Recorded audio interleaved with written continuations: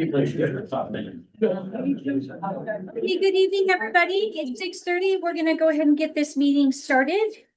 So if we can do the flight salute with Steens Pellet. Got Mr. Kissel here to introduce some of our students. All right, so big bunch of guys make your way over to here and face the flag. So we're gonna do something a little different. They are going to sign along with the pledge, so this cadence is a little slower. We're just gonna want the whole lead to get into their cadence so that they can keep up with the sign. So if you guys would introduce yourself, say your grade level, and then start us on the pledge. My name is Brogan and I'm in 5th grade. My name is Elena and I'm in 5th grade. My name is Tatum and I'm in 4th grade. My name is Reese and I'm in 3rd grade. We'll go on your cue when you guys are ready. Okay. Then we begin.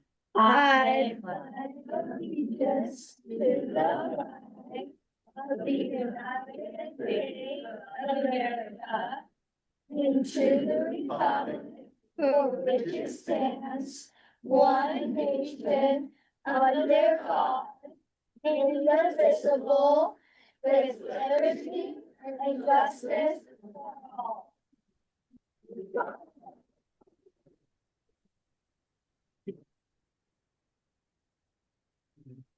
Not be better than that.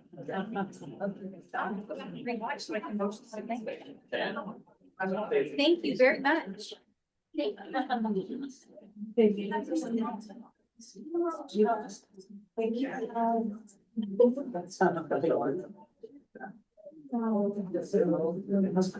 Okay, Ms. Tammy, please note that we have all 5 members here. We do have 2 members online tonight. We have Kevin and Kelsey. And Kevin, we would like to wish your mom a happy 100th birthday. Thank you. And we would also like to wish our very best happy birthday to Miss Tammy Parker.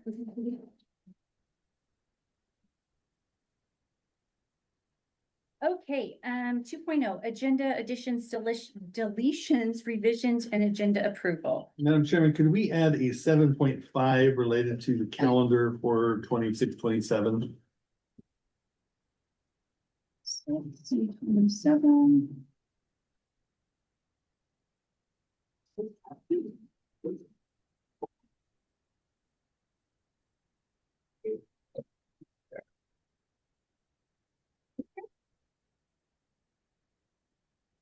Anybody else have anything else? Okay, you need a motion? Madam Chairman, I move to approve the agenda as revised. Seconded. Okay. We have a motion to approve the agenda additions and deletions and with revisions, and we have a second. Do we have further discussion? Okay, I'm going to start with the K's up there. Kevin?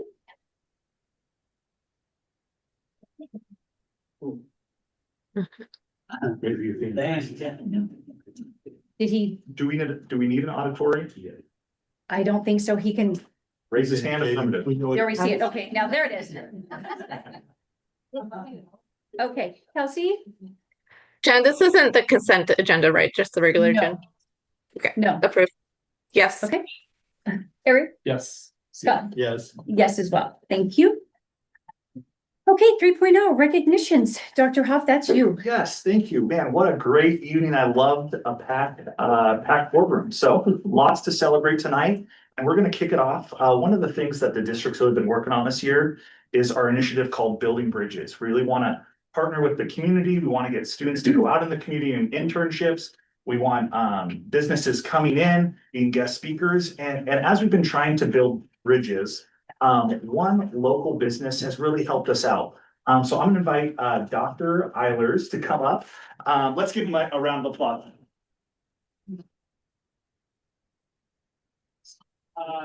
Eilers joins Dr. Ramos at Ochoco Dental, and one of the biggest events that we see in Prineville is called the Patty Pint. We had, I want to say last year, over 500. 700, yeah. It's one of the biggest events in Prineville, and after Ochoco Dental heard about our desire to partner with businesses, they reached out and asked if we'd like to partner in any way with the Patty Pint. all right, this name isn't a home run, but CCS, Home run. CCSD will have the CCSD Fun Zone Recovery Zone at the end of the Patty Pint, where we'll be handing out orange slices, hot chocolate, maybe Gatorade, maybe water. We gotta check the budget. But we will partner. So as soon as these 700 people cross the finish line, we'll be there to hand out something to them to make sure they're alive and moving forward. So it was so awesome for Ochebedone to reach out and proactively invite us to engage and build those partnerships. So let's give it up for Dr. Mark Eilers and Ochebedone.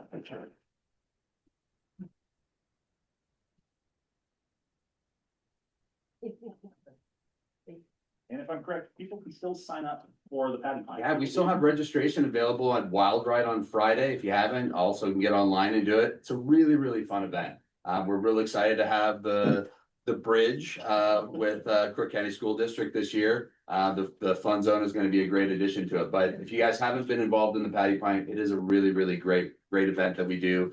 The proceeds really come back to our great community here. Where we bring the tooth taxi into town. Over this is our 13th year doing the Patty Pint race. We've provided over $250,000 worth of free dental care to our young kids that are in need in this community alone, just from that race. We've made a lot of money that comes back to all of our kids in this community.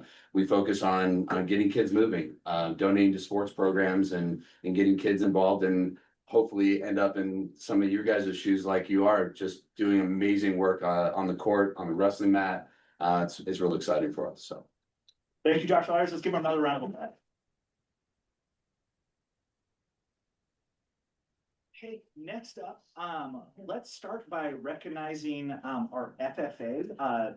Last month was National FFA Support Month, and we have some of the top FFA students in the state, as well as some of the top instructors. So, Mr. McNary, you want to come up and we'll and Ms. Tweedy, and we'll introduce the students. Let's give them a round of applause.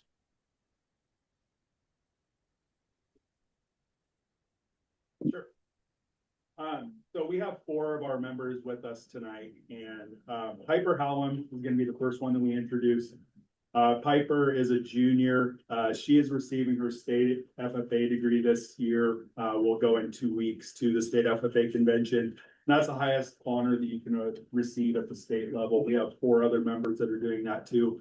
But Piper was also elected to serve our district, which is a region that runs from Christmas Valley up to Sherman County, as a secretary for our district officer this year. So congratulations to Piper.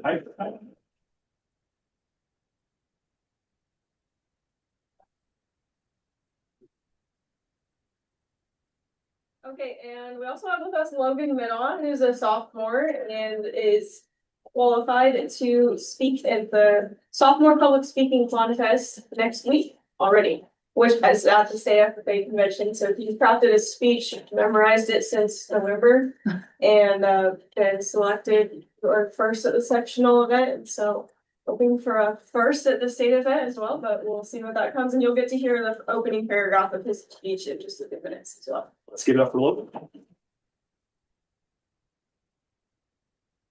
Paisley Reynolds.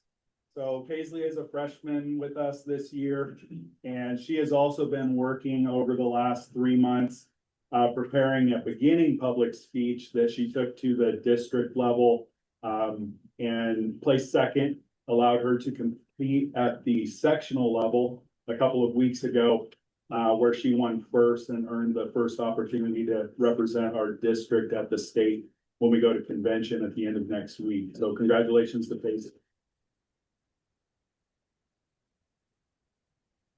And then lastly, Thomas Fitzgerald is with us. He's going to be representing us at the state level and reciting the FFA Creed, and earned first place at the district level and second at the sectional level. He's trying to keep it all straight. But we're really excited to see how he can represent us throughout the state. And yeah, if you don't mind, I think they're ready to share just a little bit of their speeches. Awesome, thanks. I love this because I believe public speaking is the #1 fear over death for most adults. So we've got 4 students here willing to give it a shot and do it really well. So yeah.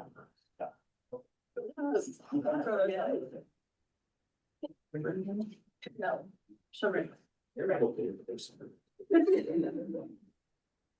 Meat, Milk, and Leather, A World Without It by Logan Middle. Picture this. A rancher wakes up at 4:30 in the morning every single day to his rooster running outside. As he wakes up, he makes his way to the kitchen to make his morning cup of coffee. After he enjoys the last sips of his morning coffee, he puts on his work boots and steps into the barn. He's greeted by the sounds of cattle mooing, chickens clucking, and sheep rustling. Throughout his day, he feeds his animals twice, washes them, and cleans all of their pens. His day is long, dirty, and tiring, but it's also honest work. His work feeds America. After countless hours of working outside, he finally gets to go back inside and relax. As he turns on his TV, he's found himself being labeled as a murderer by activists who have never set foot on a farm. This is the reality of what many livestock producers are dealing with today. And the main voice behind these attacks is PETA, also known as People for the Ethical Treatment of Animals. Thank you.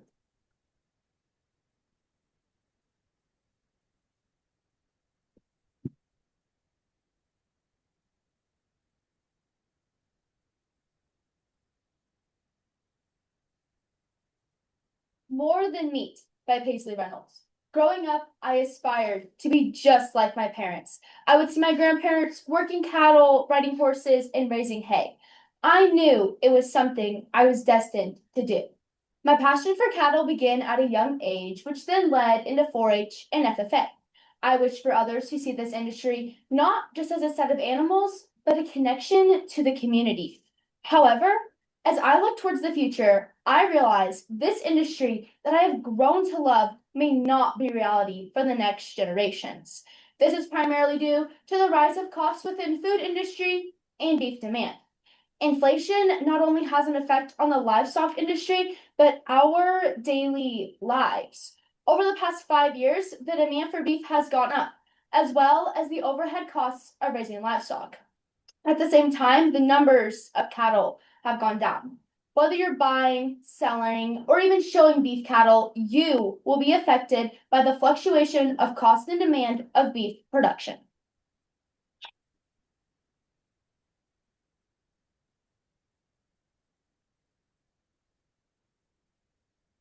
The FFA Creed by E.M. Tiffany.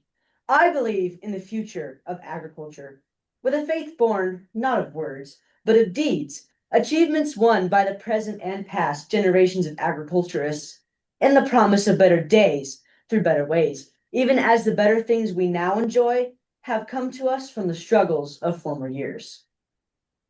A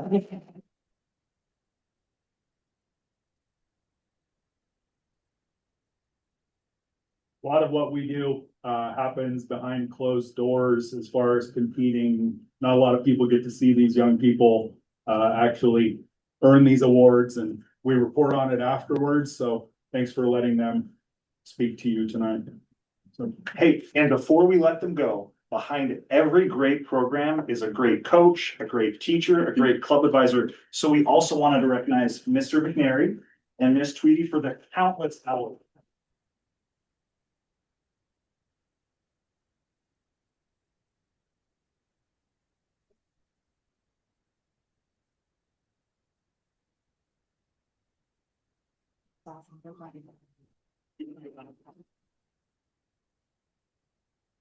All right, in our last one, Dr. Bree Van Rokel. So some of you know Bree Van Rokel. She has worked tirelessly. She's been the assistant principal at the high school, working on a doctorate. And I believe it was last week she officially went from Mrs. Bree Van Rokel to Dr. Bree Van Rokel. So let's give her a big round of applause.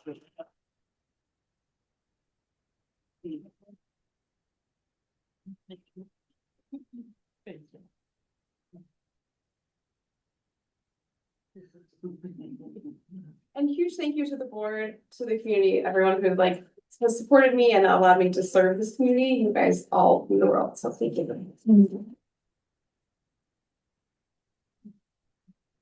That's it for our wishes. Okay, thank you very much. I just want to hear all the speeches. I want to go and sit in the stall of the speeches. Okay, 4.0 student feedback. Ms. Silky. Oh, sorry. Oh, We now have winter sports. Mr. Bonner, 3.2. Oh, shoot. Yeah. that was on me. I'm so sorry. I So didn't really want please to be hold. next after those. Right, sorry. Yes. So you I'm can so sorry, skip me. Mr. You Bonner. better not say, I'm gonna try not to. And I listen to their speeches and they can enunciate very well and I do not, so I'm learning from them. So we have a lot of people to honor and what a winner it's been. And so what I'm going to do is start and bring teams up and then I'll kind of fill in some gaps if they leave some things. I know a couple of them probably leave a couple things out because they're modest, so of course I'll chime in. But first, 5 teams competed. 6 counting ROTC, and I'll also speak with them at the end, but 5 teams that we have here tonight. And we have 2 state trophies and we have a couple more coming, I have a feeling. So doing very well. We have regional, district, and state trophies. I'm gonna start with cheer because they have to go to practice tonight. So we have them coming. But first cheer, this is their 4th year as competing competition team, and they're doing very well. And I'll let Coach talk a little bit about how they've done. It's part of the deal. I wrote mine down. I did not memorize it. Sorry, guys. So like Rob said, this is our 4th year competing, and this season was a pretty difficult one going into the 5A all-girl division. Our cheer team this season had a total of 13 athletes showcasing talent, dedication, and teamwork at every competition. We competed in 6 competitions this season. We brought home a 3rd place finish at Raven Rumble, 3rd place at Lions Cheer Challenge, 4th place at OCCA. We also competed in a 5A traditional all-girl at OSAA State, which was us competing against some of the best teams in Central Oregon. Academically, we had an overall GPA of 3.31. We also had our JV team join us this season during competitions, where they got to experience some valuable mat time this year. They attended 4 competitions with us. So although it's been a difficult year in our new division, we are proud of all that this team has accomplished. Every time they took the mat, they did it with pride, and we couldn't ask for anything better.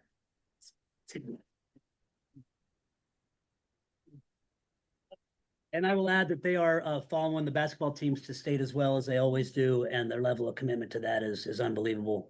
Up to 6 games they're going to have, and it's going to be a lot. So thank you for your dedication to that. Absolutely. Thank you very much. All right, I'm working backwards. On girls basketball.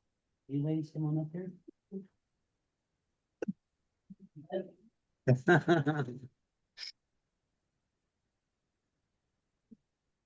All right, to start the ladies off, what a year this has been. It's been so much fun to watch them. 2nd in the IMC, which is not an easy task. Qualified on Saturday, beating a tough LaSalle team, qualified, won the 1st round of state playoffs, going to the Elite 8, starting this Thursday in McMinnville. Yes. Yeah. So Coach Bob Bobeck, why don't you say a few words about him? Well, first of all, just an amazing group of young ladies. This is 5 years straight that we've gone to state, and this is 4 out of 5 going to the Elite 8. I know that because of the jump to 5A at the start of the season, I don't think we were projected to be one of the teams to be in the top 2 or 3.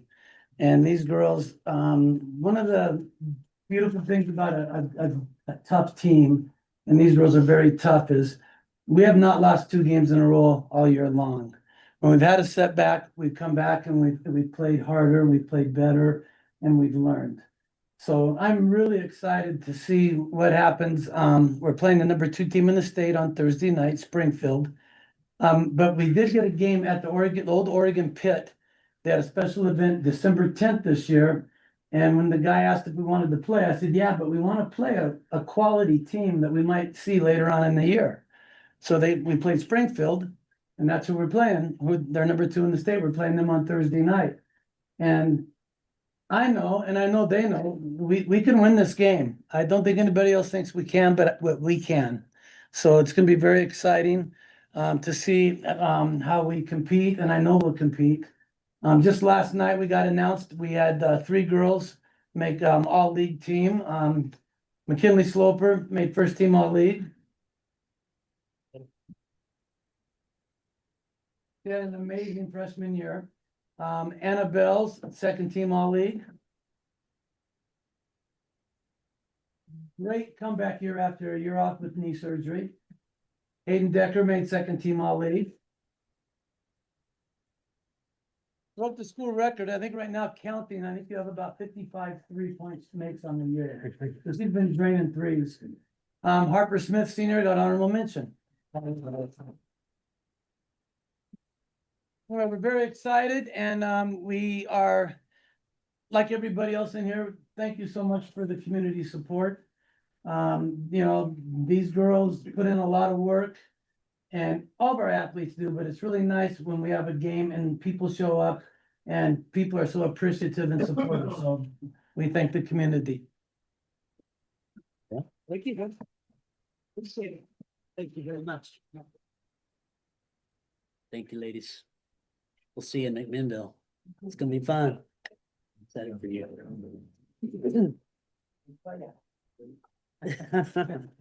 Thank you, Coach. Yeah, thank you. Boys basketball, come on up here.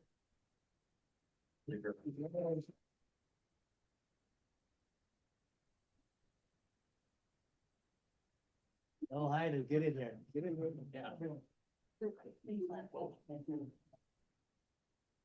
Yeah. Coach will talk to the great things that they've done, but this year, as you all probably know, has been very special. And to bounce up to 5A and still doing what they're doing, both men's and women's basketball, and wrestling for that matter, it's been crazy to watch, and I have a lot of pride for that. But to watch this group of young men do what they're doing is special, and it's something that's going to go into the history books. And I'll probably chime in a little bit after Coach Monk. So I'm gonna do it a little different. I'm gonna let these guys talk. Yeah,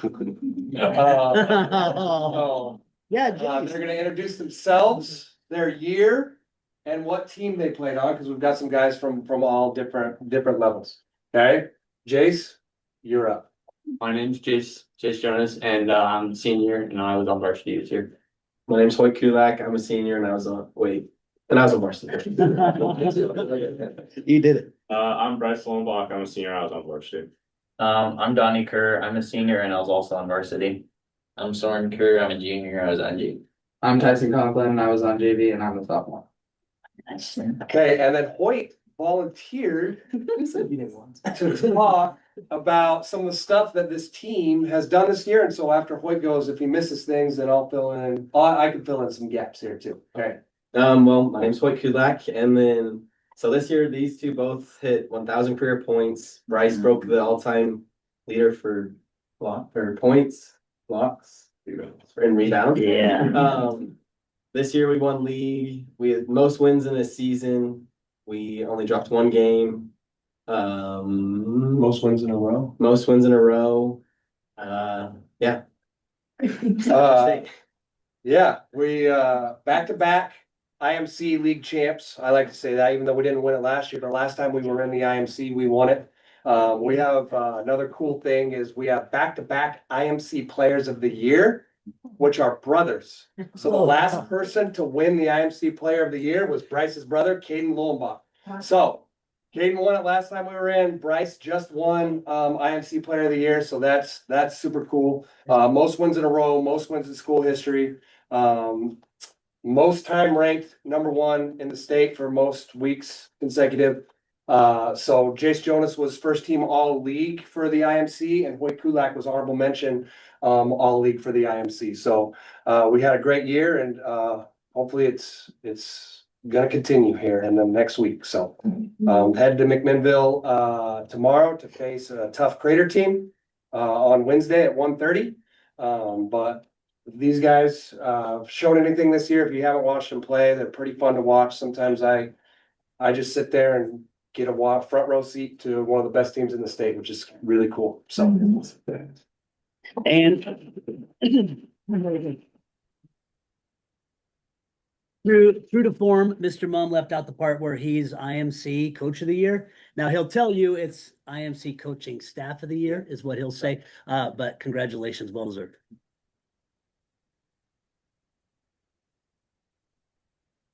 Thank you. All right, moving into boys wrestling. Wrestlers, come on up here. Ladies last tonight. Sorry.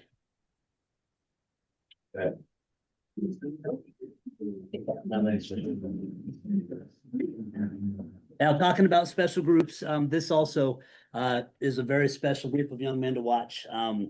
Watching them grow into what they've become and the toughness they display is second to none. Coach Jake Gonzalez, go ahead. Yeah, the team went through quite the adversity with some injuries and things like that. I'm super proud of them. District champs. We took 11 guys to the state tournament, 8 of them placed.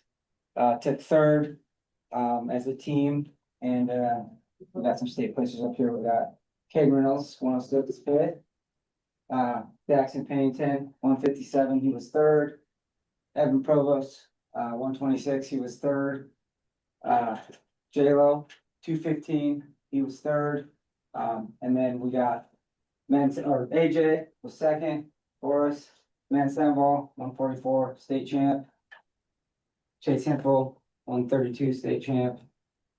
Caseyville Shrigo, 2-time state champ. No, it was a good tournament. Revenge some losses individually, and they were ready to go in February. We talked about being ready to go in finals, and that's February. And so, super proud of the team. Lots to build on. Third's not where we want to be, so we're already back to work. So, got a lot to look forward to and a lot to build on. So, I'm excited and ready for the next season. Yeah. And IMC Coach of the Year, Jake Gonzalez.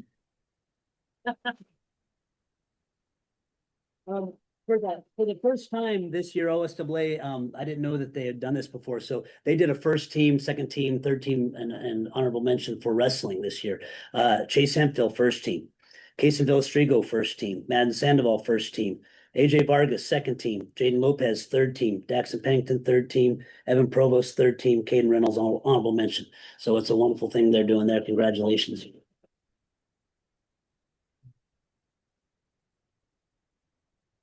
Thank you guys very much. Tonight, the ladies are last. Women's wrestling, come on up here.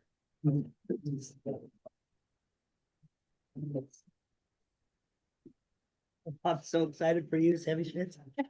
He loves talking. It looks like it.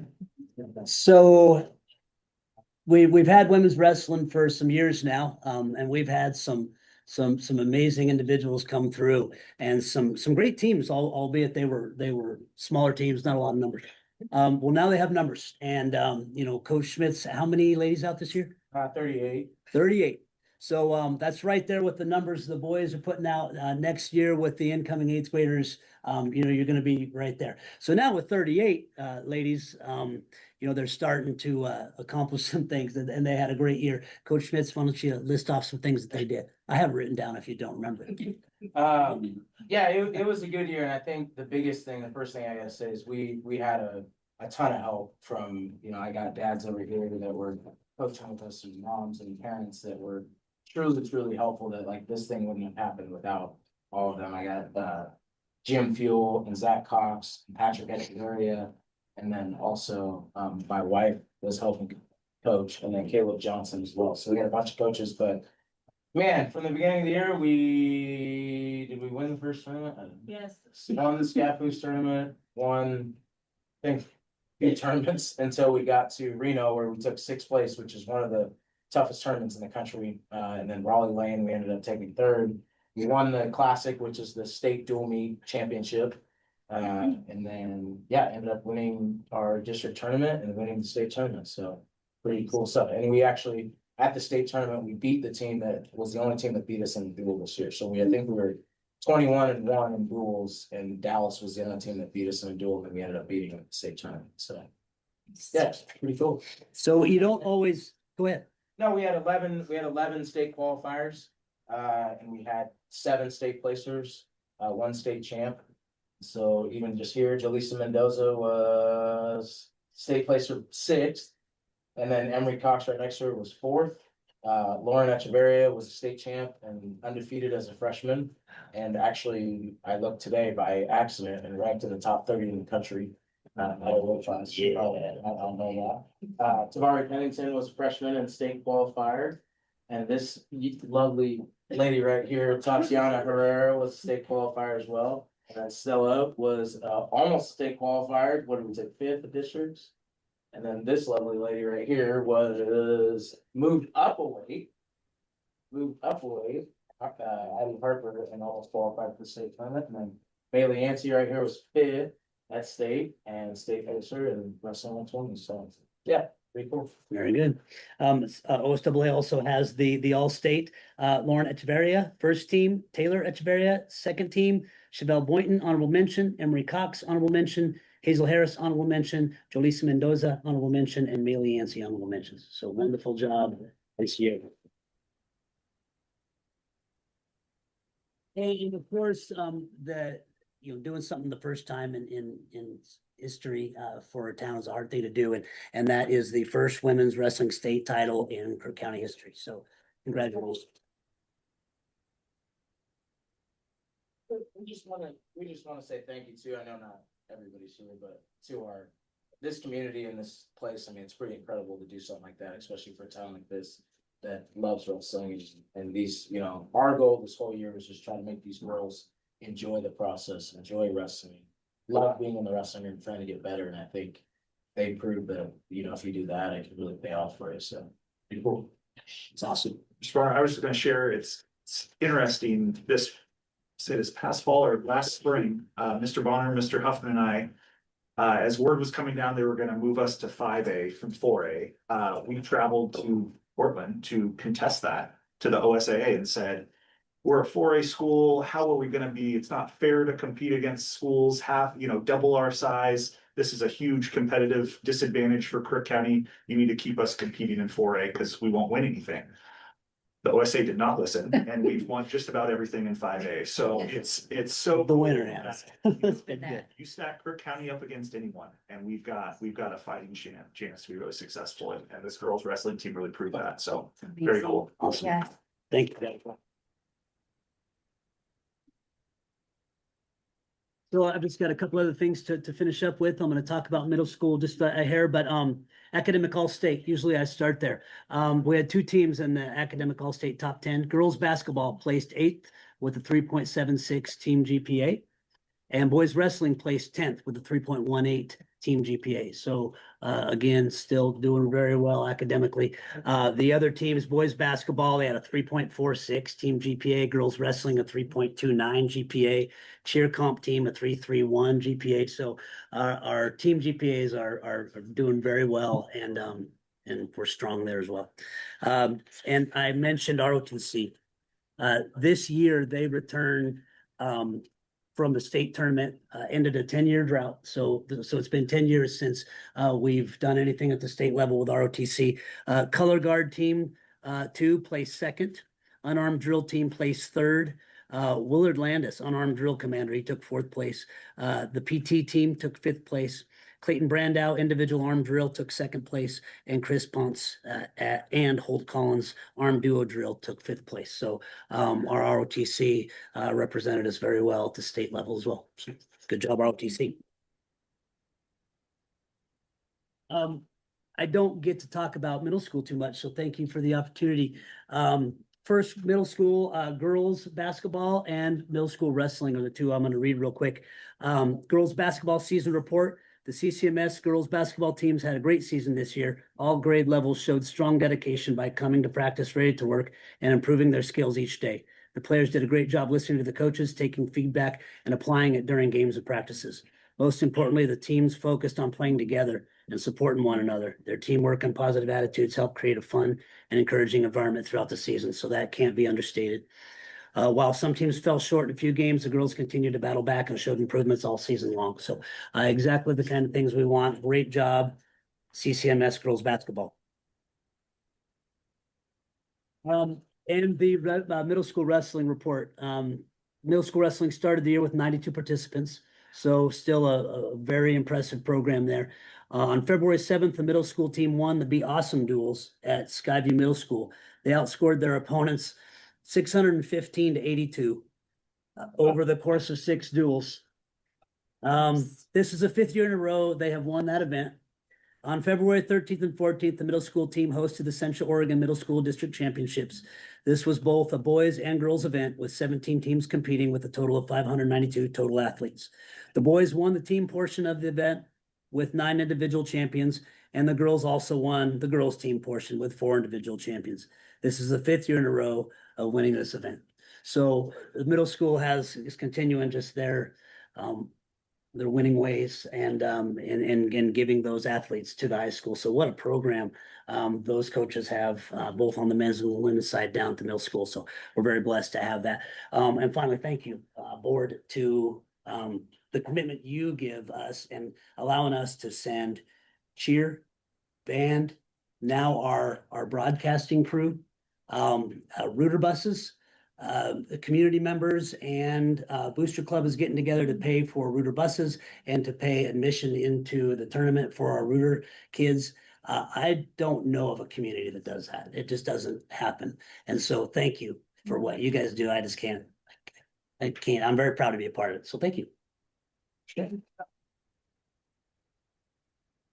know you just rapid fired. It was a lot. Recognitions. Any questions? I don't have a question, but I do have a comment for you, Rob, and for everybody in the audience. We get to see wonderful young people dripping with gold medals tonight, which is fabulous.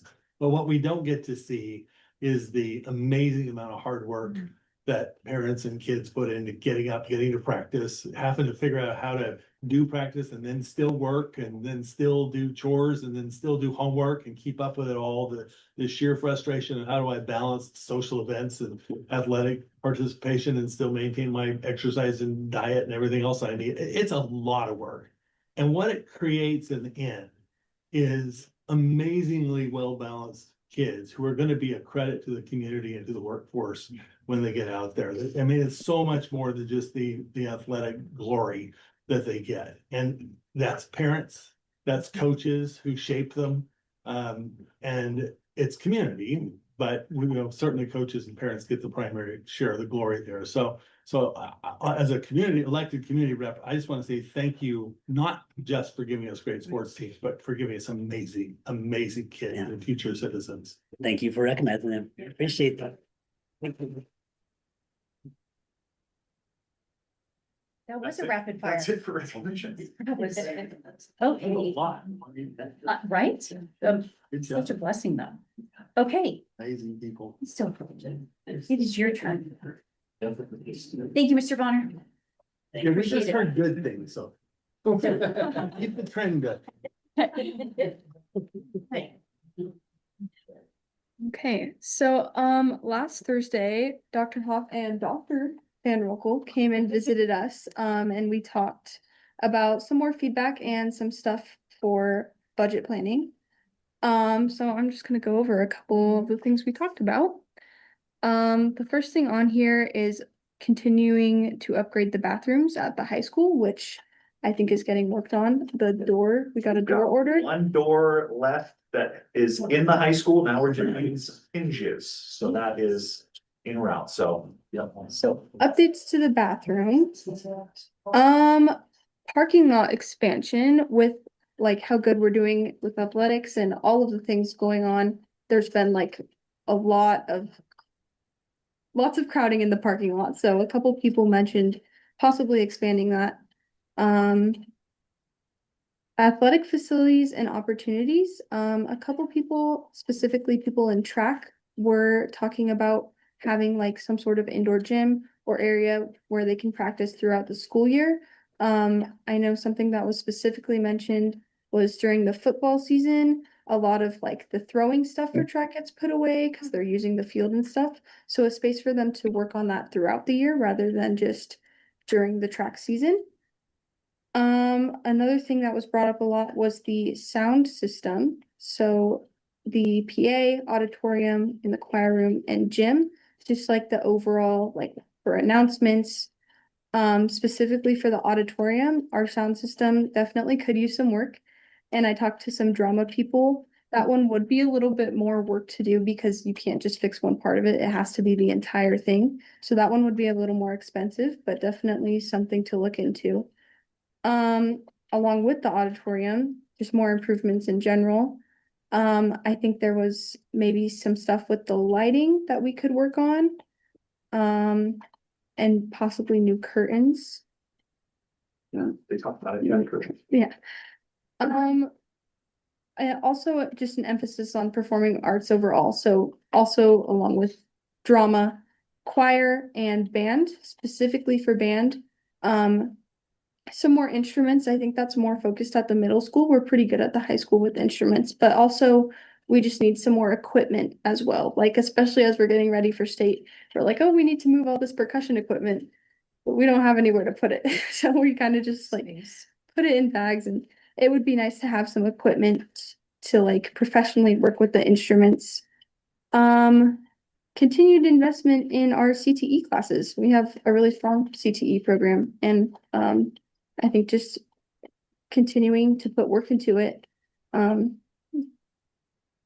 Let's see, engagement opportunities. So we talked about things that we wouldn't want to leave the school if there was anything that had to be cut. And a thing that was brought up was the emerging athletics like girls flag football and boys volleyball. Those were things that people really liked, as well as new clubs. Do you have any? First of all, Sophie is so amazing. Not many high schoolers want to come and take time on their Monday night, and I think you nailed everything. Do you want to talk a little bit about the discussion they had on AI, how there was kind of different? Yes. So we talked a little bit about AI policies. There was a little bit of conflict there. Some people were like, yes, we like AI, and a lot of people were like, no, we don't like AI. So a little bit of controversy there, but I think what we kind of came to a conclusion of is using AI, but using it in a responsible manner. So figuring out ways for both teachers and students to be able to use AI without using it in a way that could count as like cheating on tests or for writing, in a way that doesn't obstruct creativeness. And just using it wisely, maybe learning about how to use it wisely. And especially like with teachers' curriculums and grading, making sure that's not happening. And it was one of the most interesting, proud moments I've had being in that high school and having, because I wouldn't even call it conflict. There was really respectful disagreement and considering both sides. It's exactly what you want to see in a healthy debate amongst high schoolers. Of one student shared their opinion, the other student shared their opinion, and they talked about their supporting of it. So I couldn't be more impressed with our leadership group as they tackled this kind of hot button national issue. It was really interesting. Sophie, this conversation about things we wouldn't want to have cut, is somebody putting out the word we may need to cut things? Where's that coming from? That's a good question. The question was, in budget, what do we want to make sure we keep? Kind of more like that. And it was kind of unanimous that girls flag football and boys volleyball were near the top of the list across the board. So it wasn't more, we're cutting things right on a list. It was, hey, what would you really want to make sure we hold on to and prioritize? Because I'm not aware that we're planning to cut any program. If that's happening, I'd like to know that before the budget. I could not be more proud to say we don't plan to cut any program. And that's not the same for all districts across the state. So we're actually in really good shape here.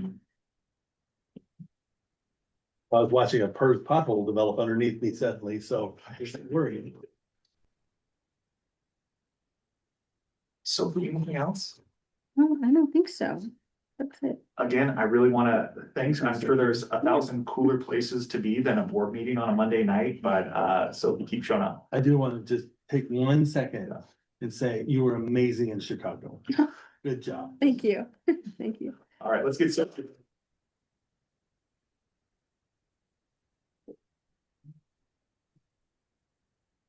Miss Sophie. Okay, we got quite the list there. I like that. Lots of things. Okay, 5.0, approval of consent agenda, and I believe that Miss Kelsey has something. Yeah, thanks, Jen. Before we proceed with the consent agenda, as my spouse is a counselor at CCHS and is listed on the annual renewal list as part of agenda item 5.11 in accordance with ORS chapter 244 and policy BBF B, I have a potential conflict of interest and will be recusing myself from both the discussion and vote on item 5.11. While a class exemption may apply, I am choosing to recuse myself to avoid any appearance of a conflict of interest. Thank you, Kelsey. Yeah. Madam Chair, before we proceed with Yeah. adopting it, I would also like to acknowledge that there is a resignation received from Grant Hayball, the Director of Special Education.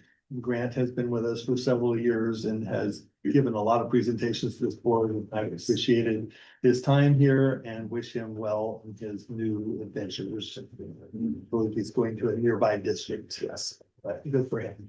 So, thanks to Grant. Thank you, Grant. And with that, Madam Chair, I move to approve the consent agenda. Second. Okay, we have a motion to approve the consent agenda and the second, and we have Kelsey recusing herself. Do we have any further discussion? Okay, let's vote. Kevin? Yes. Eric? Yes. Scott? Yes. And yes for myself as well. Thank you, everybody. Okay, 6.0, the finance report. Back to you, Anna. So the finance report is in your packet, and before I talk about the PERS pothole, which is coming, I want to just kind of talk about the general fund projection that I have a little update for you. On page 3 of the finance report, that's the general fund projection, like I said. If you look at line 6, that is line 8, federal forest fees. If you hear the term secure rural schools, that is where you'll see this money. Secure rural schools is the same thing as federal forest fees.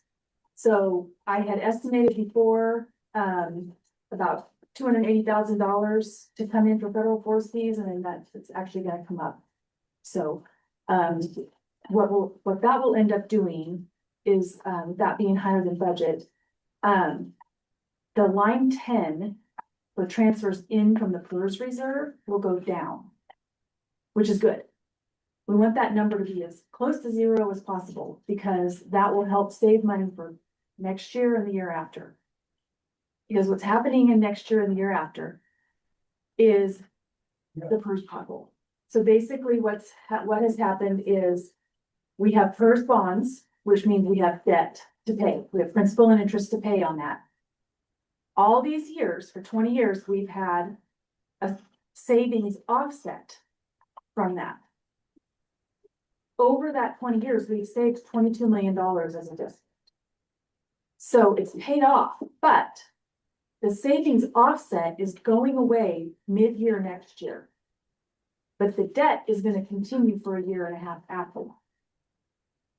So that means next year, we're gonna have an impact of $2.1 million in additional costs. And then the year after that, I'm projecting about $4.5 million on top of that. So I'm gonna give a more understandable explanation of this with pictures for the budget committee so that they can understand. But right now, we're currently working to balance next year's budget with that impact in it, and we're really close. So it's really big numbers. It's really difficult to manage, but I also don't want to cause panic. We're just shaving things down as much as we can we're trying to not impact students, not in classrooms and activities. This year, any savings that we encounter is going to need to go into a reserve to help us for the next year and year after. So that's my finance update. Any questions?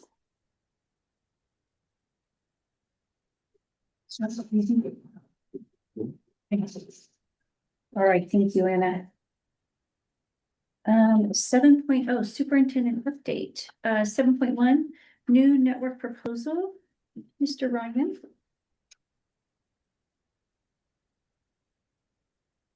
Good evening.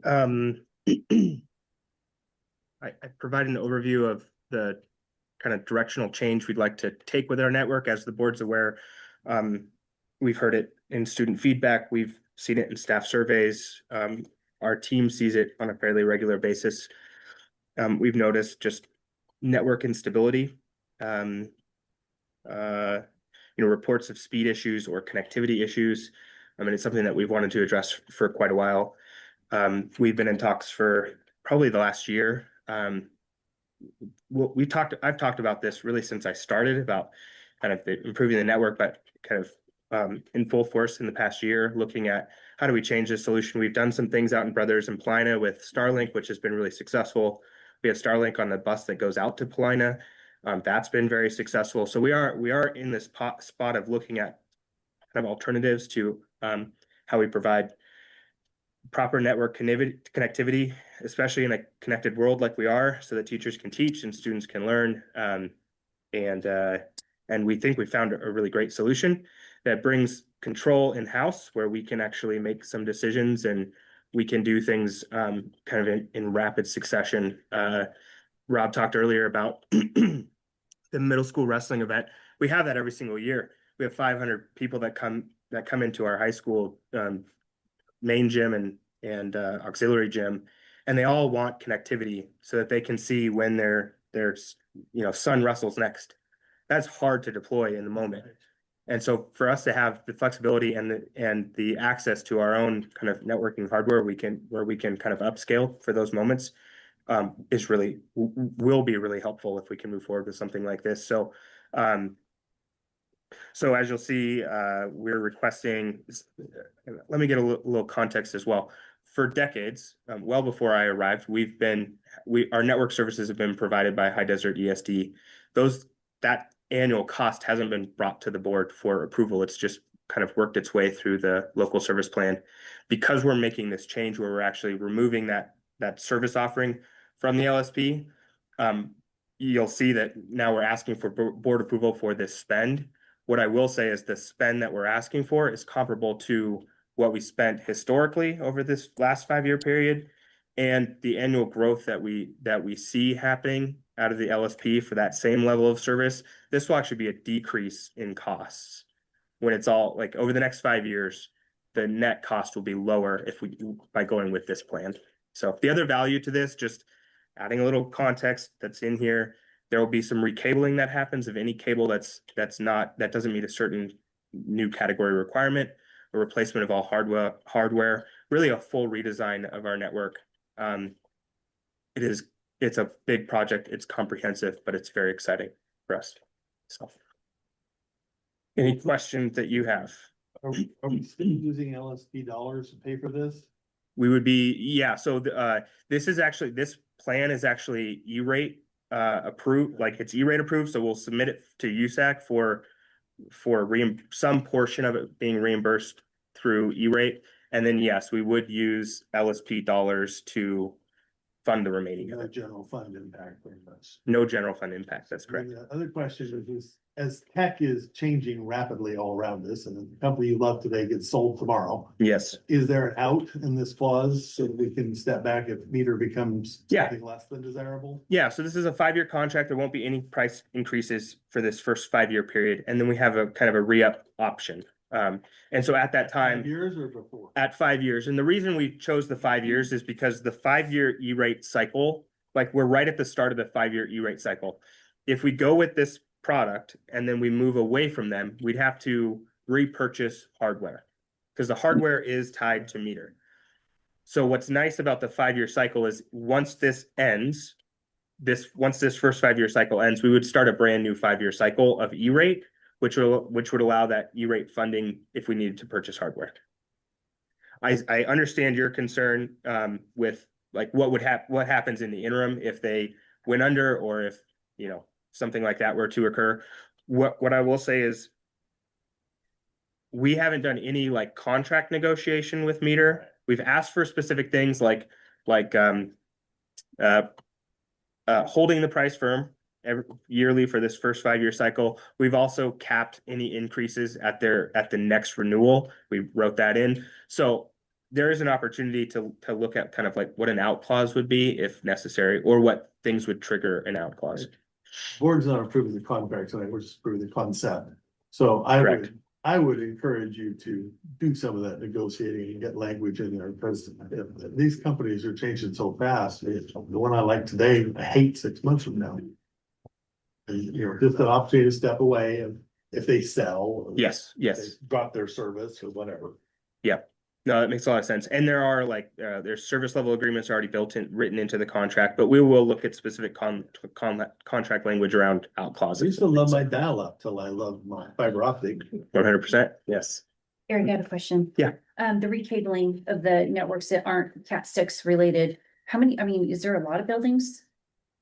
Most buildings? That's a significant, it is a significant, like, if you were to just think about, so we have one of these in every classroom. All of those will be replaced, and they might even double them, and that's no cost to us. They will just replace all of our equipment.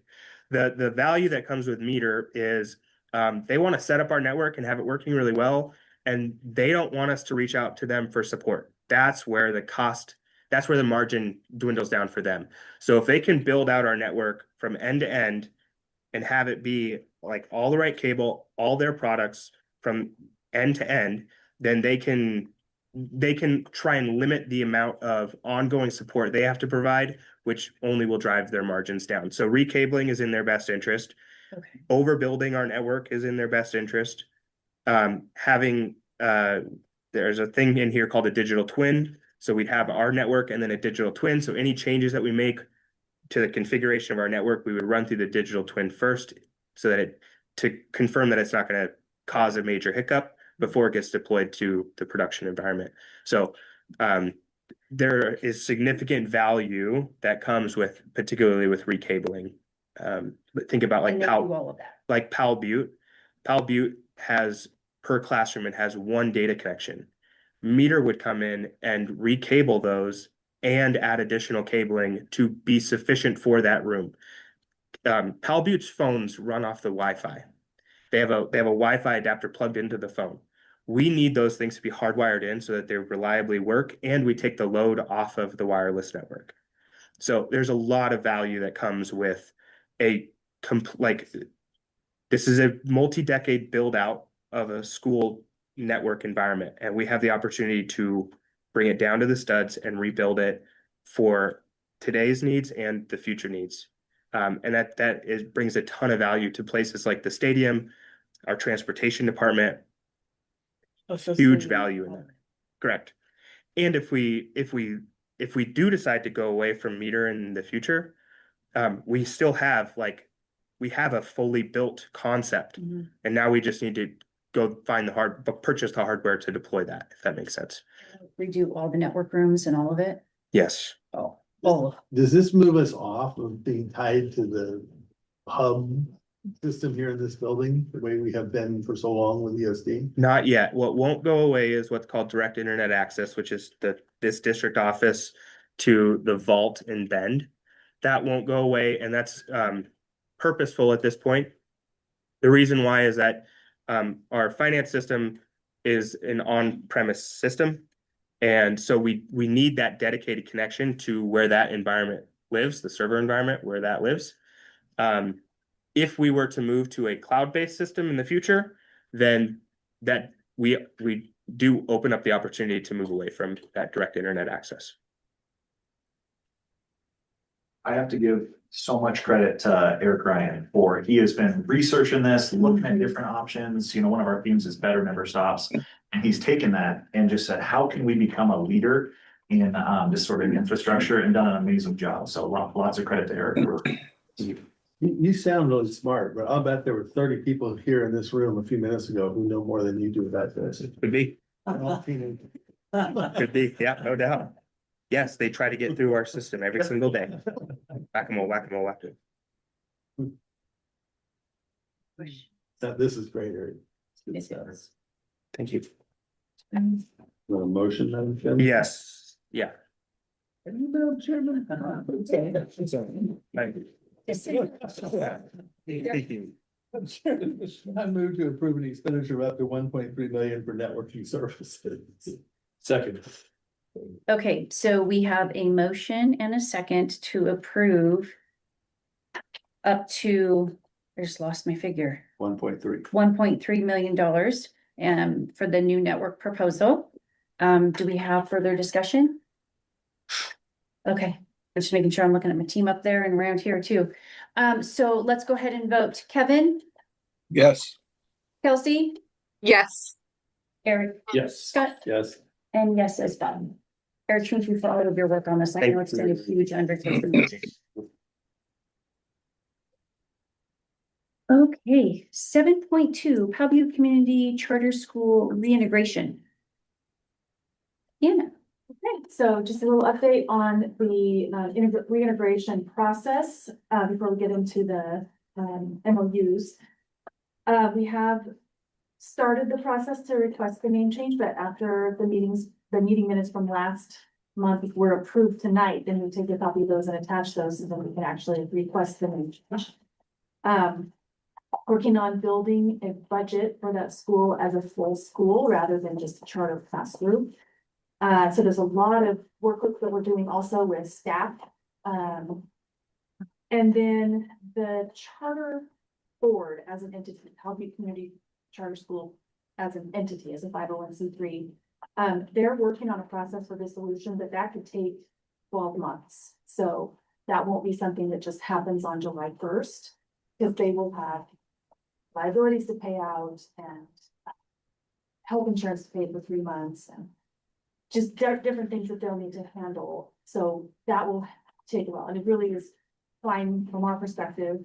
And I'm trying to help be a partner in helping them to complete that process. So that's really all I have on the reintegration. Does anybody have any questions on how that's going or any of the tasks that we're working on?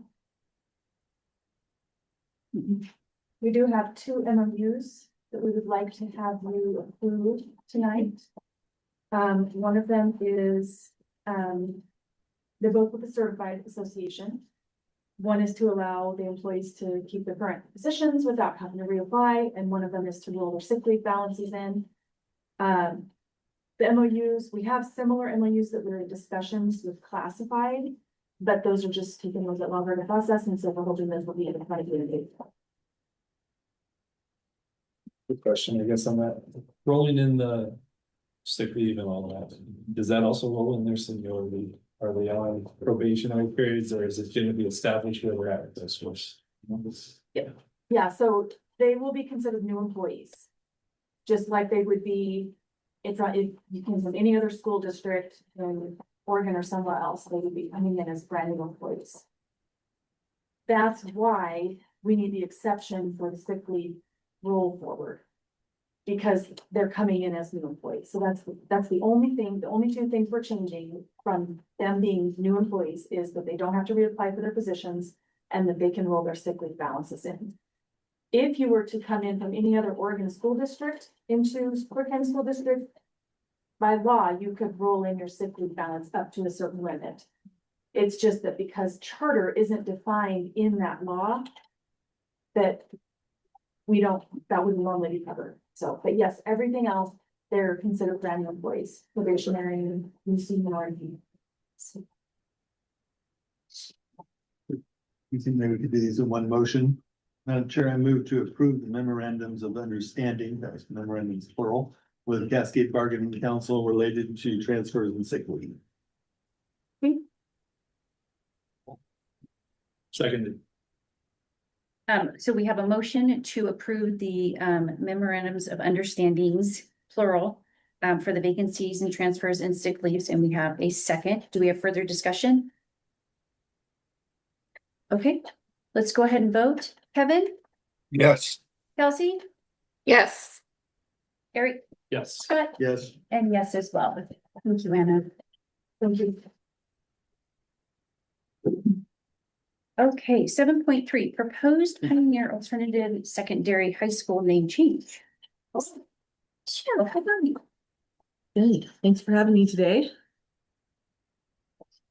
Well, in one way or another, I've been associated with Pioneer for going on, I believe, 18 years. And up until recently, I did not realize the discrepancy that we actually have with the name of Pioneer.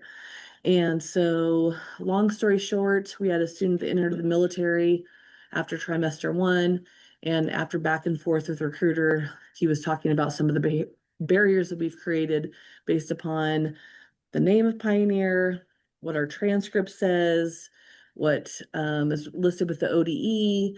And so in talking with him and other people within the military, and also running by what the roster of names within ODE, I have a proposal today to change Pioneer's name from Pioneer Secondary Alternative High School to Pioneer High School. When I looked at the roster of all schools that are registered with ODE, there's only 2 other schools that have the name alternative in the name, and there's only 3 schools that have secondary in the name.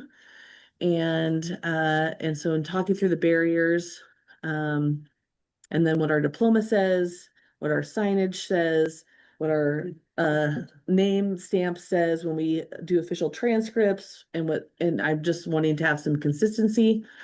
And it seems like when we know better, we do better. And it seems like the least barriers for our students would be named Pioneer High School. And even though we would be named Pioneer High School, we would be still listed as an alternative school under ODE, so that it gives us some of the flexibility that comes along with being an alternative school, since we have a smaller staff, for instance, being able to teach a variety of subjects and things of that nature. But I just think it would be a benefit. Jake, apparently I hadn't ran this by Jake. He asked what I was changing the name to, and I said the Michelle Jonas School of Excellence. There you go. But no. New signs, new letterhead, everything. No, we just want to, I didn't even know the secondary part was in there all along, because I know that lots of people would call it Pioneer Alternative High School, but there is actually Pioneer Secondary Alternative High School in there. So just to make things consistent, to give students all the opportunities that other students in other districts have, I would just like to name us Pioneer High School. Easy enough request. Why was it ever a good idea to have alternatives? I have no idea. Thankfully, I was working at the middle school at that time, so I can't take the blame for this one. Well, it was kind of like with everybody. Yeah, We just kind of follow along. yeah, I don't know. A single reason there's a benefit. No. Those 2 words being in there. Yeah, especially secondary. Right. But Our sign says Pioneer High School. yeah. Yeah. Pioneer transcripts, the name, nothing matches up. So the hope is to get consistency, that it will just be Pioneer High School. Okay. And this would go into effect next school year, so we'll finish out this. But we're okay with all students right now, right? I mean, Yeah, there is no yeah. problem. No, Right. as with that student, we worked with them, and thankfully our transcript just says Pioneer High School, Oh. which could be an issue because it doesn't match what is with ODE, but we went with that. So from here on out, we're just gonna go with one thing. Or no, our diploma said it, the transcript didn't, so they went with our diploma. Okay. So if you guys are in favor, I would like it, a school of excellence. We're just gonna go with Pioneer High School tonight. Madam Chair, I'm gonna move to change the official name of Pioneer Alternative Secondary High School to Pioneer High School.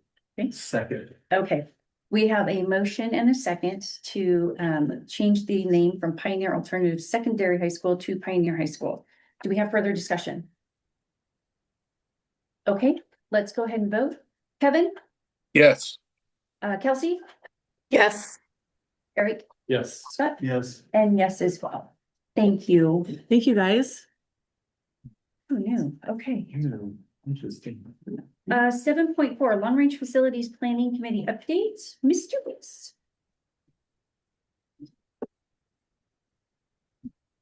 So last Wednesday, we had the final Long Range Facilities Committee meeting. And that committee, we did some really good productive work. They were really good meetings. The committee approved a final plan that we will bring to the board at the April meeting to adopt if you guys like what you see there. And then also one of the things that we did in those committee meetings is we got a good idea, both from the architects that did the assessments and from the community members and staff that were on that committee as to what kind of things they thought should go into a bond. So we've got all kinds of information. We'll put it all in a presentation and we'll give that to you guys at the April meeting. Okay. Apparently an expanded parking lot would be a good idea. Apparently. I actually have a drawing that Anna gave me about 7 years ago. That there's a spot to put some more parking. Yeah, right. Yeah. Okay, Any questions? no, thank you. Okay, this is where we added in 7.5 calendar 26-27. So this came up because I got asked by a constituent the other day, when school starts next year, well, it sent me to the calendar, and I didn't realize that next year Labor Day comes as late as it possibly can. So we are looking at starting school minus the kindergarten startup on September 9th, which is really late. And we've got then maybe with that late of a start, I don't know if we can meet the first, what is it? June 17th. The 17th. So people are starting to make plans in the community. People do plan ahead for next year. And if we are going to possibly move the start date of school back or have an extended late graduation, we need to start messaging that to people. So I am hoping with this conversation, I can just encourage us to hurry up the calendar committee and give people a good long time to react to what may end up being some changing dates. Depending on how you're gonna You said respond. June 17th. That was very late. That's the proposed last day. Rams calendar committee. Yeah. Oh, good. We're gonna have it finalized for you Wednesday, Scott. Okay. Oh, okay. We'll get the draft to the board in draft form later this week. It's just really remarkable, just the way the dates fall. It's not our friends. It's every 7, it's that every 7-year cycle, so. We'll get that to the board. We'll say from the committee though, there's no way that we're gonna do it before the holiday. Just because of other activities outside our control. That has been, for the 17 years I have spent on this board, a regular recurring fight. So I'm not surprised to hear you say that, because that's usually what it is. Okay. Perfect. Thank you for that. Moving to 8.0, we go to Dr. Regan for superintendent appointment listening session feedback. So. Joseph. Yes, I need to clarify. The 17th is graduation or end of school? End of school. School. Week before. I believe, yes, that's the tricky thing about that. Graduation would be on the 11th, which Later than. we don't love. Thank you. But I had that as graduation date, so I'm glad you clarified that. Suddenly, it makes sense. I just said. It's very different. That is for sure. Yes. Okay. All Let's go right. start us off. Yeah, good evening. We're here to present on the listening sessions that we conducted in February. All across the month of February, we conducted 7 listening sessions. Overall, the feedback given followed what was seen in the survey, was overwhelmingly positive for Dr. Huff. So we had 4 that were attended, 4 sessions. First one involved confidential staff and administrators, and we had 3 people show up for that one. The second session was for students. We had high school and middle school students, and there was 11 of them. Third one was certified staff. We had 4 certified staff members show up to that. And then our last one's the Spanish speaking families, and we had 5 family members there for that one. The non-attendant sessions were unfortunately both the family community sessions, numbers 1 and 2, and then classified staff. Along with that, there was a letter of support from the CCEA. There was also a letter of support from Crook County Christian School. Yes. With email to all board members. I want to make sure that gets in the final packet. That should be in your packet. Yes. So now we're gonna break it down by session. First one was the administrative listening session. As I mentioned, there were 3 people there for that one. The overarching theme was that there was strong support for Dr. Hoff and his appointment. It emphasized the importance of stability, consistency, and maintaining positive momentum. Participants expressed confidence in his long-term commitment to the district and community. Some of the key strengths that came up was that he's visible and approachable, he's student-centered, responsive and supportive, thoughtful leader, has clear vision, and is safety focused. And then the leadership impact was that he promotes continuous improvement, following along with a good to great mindset, and the book we're working through right now. Continues to build trust with staff and stakeholders, and reinforces district priorities through consistent communication. And then I really enjoyed this one, the student session. We had 11 high school and middle school students. Overarching theme from this one was that the students feel heard, respected, and taken seriously. Students see Dr. Hoff as student-centered, accessible, and responsive, and appreciative of being included in decision-making. What the students value, the direct engagement through his classroom visits and leadership meetings, visible presence in schools and at events, honest, straightforward communication, quick response to safety concerns, and follow through on issues raised. Student priorities for the board to consider, an increase in support and funding for arts and theater, and this was kind of generally stated within the meeting, not specifically directed at Dr. Hoff, which kind of came up in the conversation, but improved transportation reliability for activities, address facility needs before expansion, strengthen academic support for student athletes, and then continue improving communication on major decisions. Students repeatedly mentioned he actually listens, he follows through, he's honest and straightforward. And then last, the safety responsiveness, confidence, students rated confidence that concerns are addressed 4 to 5 out of 5. What do they mean, improved transportation reliability for activities? What is unreliable about it? I believe that was around busing for sports and making sure that everything was always going to be covered and that component. Just that it can be difficult sometimes, I believe, to find to make sure we have drivers and just some nuances there. Especially if we have too many things going on at one time. Yeah. That comment was one from the middle schoolers who have had a couple sport events canceled. last Yeah. minute. Mhm. Yeah.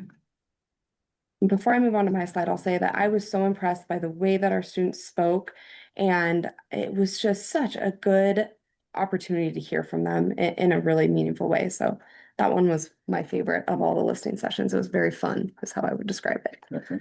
The next one we'll talk about is certified staff. We had 4 participants, and the theme there was restored stability through relational, data-driven leadership. Staff sees leadership as steady, transparent, student-centered, and momentum building. The leadership strengths identified were relational, highly approachable, data-driven decision maker, student-centered focus, always asking, is it good for kids, transparent and proactive communicator, and visible in schools and the community. The strategic direction they talked about in this session was about ambitious but aligned with district needs, changes seen as thoughtful and not overwhelming, and then strong team-based leadership model. When asked about what should the board consider, they emphasized the importance of leadership stability, maintaining current progress, strong support for appointment as the superintendent, and the staff cited that there has been just this positive district momentum compared to previous years, and they expressed concern of loss of that progress if leadership were to change. I want to comment on that with the rest of the board. I attended that one along with Kevin. And the 4 teachers that were there were the 4 officers of the union. And I thought if there was ever a time to find out what Joel Hoff isn't telling us, this would be it. So I dug into that group and I did my best to get them to say something bad about Joel Hoff. And the more I pushed, the more they rose up and defended him. I could not get them to say a single negative about Dr. Hoff and his leadership. It was kind of amazing actually. And I tried to dig that out. I'm sure you did. He did try. And as Joe and I were preparing for this presentation, we really did feel like this was one of the ones where the reoccurring themes were very loud and clear from that union staff. So, all right. And then the last one was the Spanish speaking families. And their theme was responsive, student-centered leadership that builds trust through action. They really emphasized the responsiveness and action-oriented nature of Dr. Hoff, that he quickly addresses school concerns and follows up directly with the families, prioritizing students first with their well-being, belonging, and access to opportunities. Strong community engagement. He listens to parent input and turns their ideas into action. Accessible and approachable, shares direct contact information, and maintains open lines of communication. And support for Spanish-speaking families specifically, they called out the strong effort that he makes to speak Spanish. And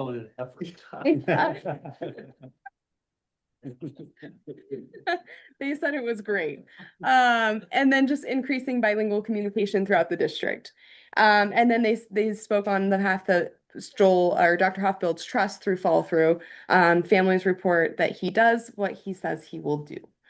When they were asked about considerations or opportunities for growth, they mentioned clear communication about any program changes, any like dual language programs specifically, and then continued expansion of bilingual communication tools, things like Parent View and stuff like that, ensuring that we're using bilingual communication.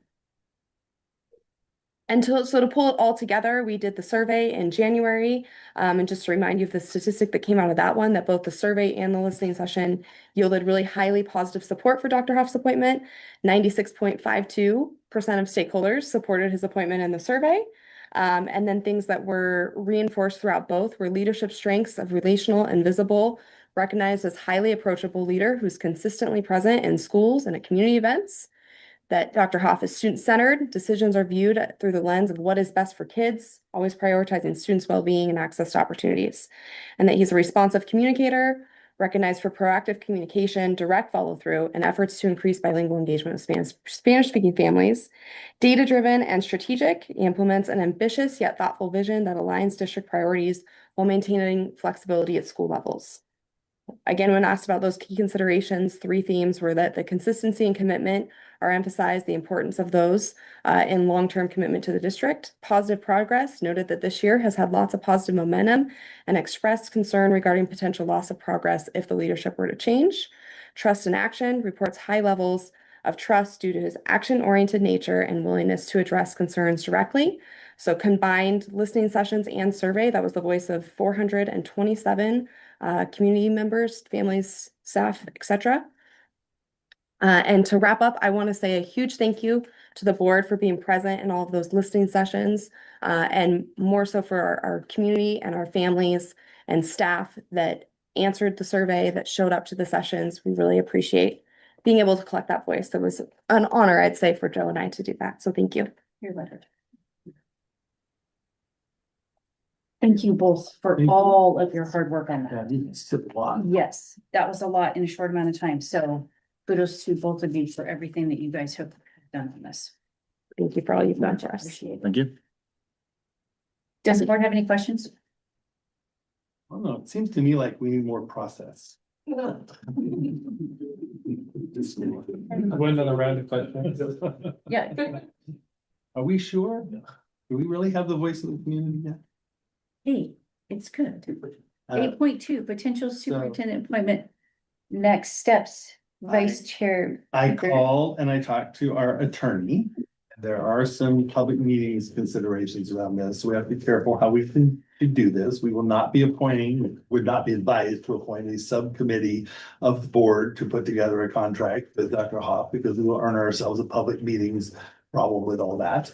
So her recommendation was that we appoint one board member to work with the attorney, and the attorney and that board member would then negotiate a contract with Dr. Hoff to bring it back for the rest of the board to approve eventually, which is consistent with how we have done things in the past. When we made a transition to an interim last time, that's how we did it. So we would, if we wanted to follow that mode, unless we want more process, then we would need to pick one of our board members to lead in that effort, and then make a motion to advise to appoint that board member to work with the attorney to negotiate a contract with Dr. Hoff before consideration.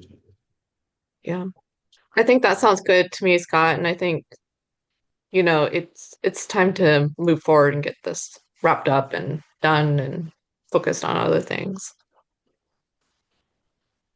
Agreed. Do you have a motion for somebody? Do you want us to give you a motion? We could do a motion to do what Scott said. Need to pick a board. We need to pick a board member. We need to select a board member and then appoint them to then work with the attorney. Then we'll need to have a motion. Huh? Do you have a nomination, madam? Do you have, I'm waiting for a nomination for somebody to say somebody. Suggesting you could have an opinion. I do have an opinion. I just didn't want to speak Usually, for right? somebody. I would, wow, hostile work environment. I would nominate, Scott Cooper. to work with our attorney. Second. Okay? Nothing? Okay. Well. Just Gotta do that usually with you have something to say. So, okay. So, we have a nomination and a second for Scott Cooper to be the appointed board member to work with the attorney. Do we have further discussion? You have an Just actual motion? Oh, yeah. You want to count Kelsey and Kevin as that motion? Mm-hmm. Scott, is that okay with you? Like, Yeah, that's fine. I was told by Jennifer that was probably coming, so. I didn't say a word. I was waiting for someone else to speak, and so then I was gonna take my opportunity. So I took my opportunity. Thank you, it was like Kelsey. a nose goes moment. Okay, discussion. Yeah, I would say like I'd propose a motion to have Scott Cooper go ahead and work with our attorney to finalize a contract with Dr. Hoff. Second again. Okay, so let's go ahead and vote since nobody else spoke up. Kevin, Yes. Kelsey, Yes. Eric, Yes. Yes. Jen, yes. And Scott, yes. Thank you, And Mr. Scott, Cooper, yes. for taking that on. We appreciate it very much. Okay, 9.0 policy updates. Joe. What are you growling about? These. Never seen these before. As Joe sits down and gets started, just a quick process comment. So all these policies have been through the policy committee.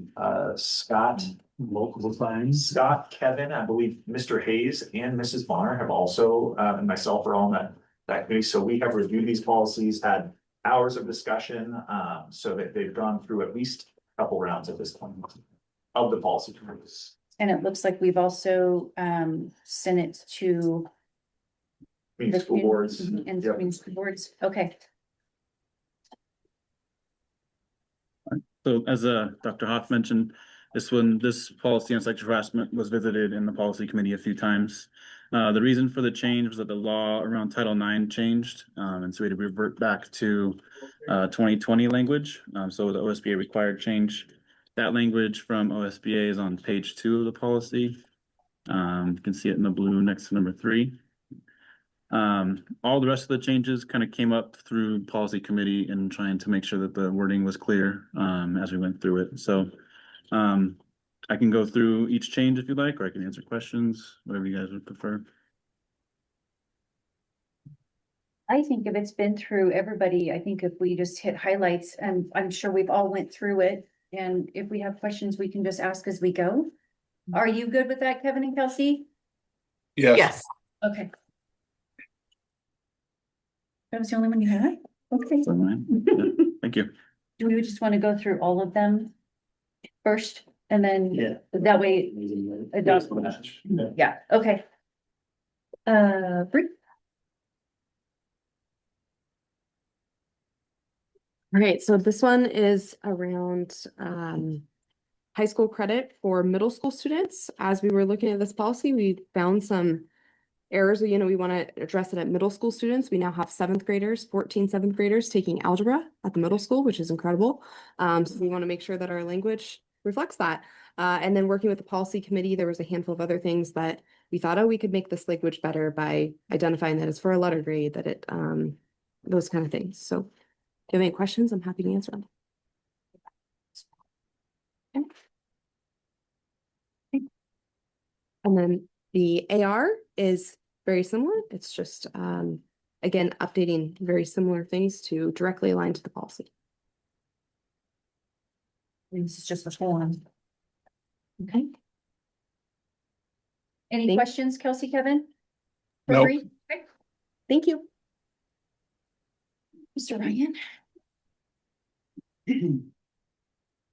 All right, this is policy IKJ. This is net new. It is our artificial intelligence policy. Multiple rounds of the policy committee. And yeah, any questions that you have, I'm happy to answer.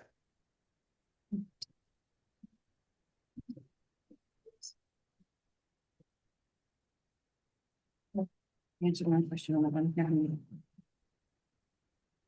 Kelsey, Kevin, any questions on this one? No? I do think it is worth noting, and credit to Eric for this, that all districts are struggling with trying to come up with AI policies right now. There aren't good templates for it, and OSBA has not given us a template yet. So Eric was the pioneer on this one. I think it's a good policy. It's a balanced policy that balances both protection as well as embracing Like what Sophie technology. brought up. And I think this might end up being a model for the state. We'll see, but I think we have a good chance of making that Yeah. happen. And I echo that, Scott, and I've been so impressed with your work, Eric, in this and your thoughtfulness and wisdom for it. So thank you so much for all you do. Thank you. And I will say, when we heard this for the third time in front of the policy committee, Eric's face looked sort of drained when I asked the question, but he was a very good sport about all of it. A lot of interactive AI. That's the drain. Okay. Thank you. Dr. Hott. Yes, policy BBE, this is the second time in front of the board. This addresses, it actually came from Mr. Cooper, addressing the last time we had board turnover, there were some procedural issues that we ran into. This seeks to clarify those procedural issues. And what I like most about it is, in our old policy, we had the ESD could, in this strange scenario, actually appoint our whole board. This makes it so that once we have a quorum, the Chris County School Board takes over again. So cleans up some procedural language and does a good job. The other thing this does, and I think is really important, is it gives the board the ability to appoint the quality candidate and not say, well, because one person applied, they automatically get the appointment. I noticed that, yeah. Which is a big shift. Okay. Any questions? Okay. Next up, BVCAR. This is a proposed deletion. The second time it's come from the board. The guidance in that AR is no longer aligned with the public meetings laws, executive meetings laws, and could get us real sideways. We don't need the AR, so we are proposing we delete it. We did receive feedback from the Community School Boards Association recommending we adopt another policy in place of this one. We looked at it and determined it's more or less a recitation of the statute. We have a statute. We don't need to repeat it in policy, so we rejected that. I'm sure they're very proud of their policy, but we really don't need it. And we still have an executive session policy. Yes. We just don't need the AR that gets into the logistics of it. Thank you for that. Write it down once in one place, then you don't have to keep track of it when it changes. Okay. Leland. Okay, this is policy EEB. And in blue, you can see where we defined what public transportation is because it was questionable as to what public transportation was, because we don't want to really do public transportation. And then under one, the community school boards recommended some language, and in the policy committee, that was what they suggested. It got wordsmithed a little bit, so it was a little bit easier to understand. And the same with number 3. And then on the AR, we got rid of the last transportation manager's email address, and we put the transportation email address that goes to the manager and dispatcher both. Okay. Any questions? Kelsey, Kevin, any questions?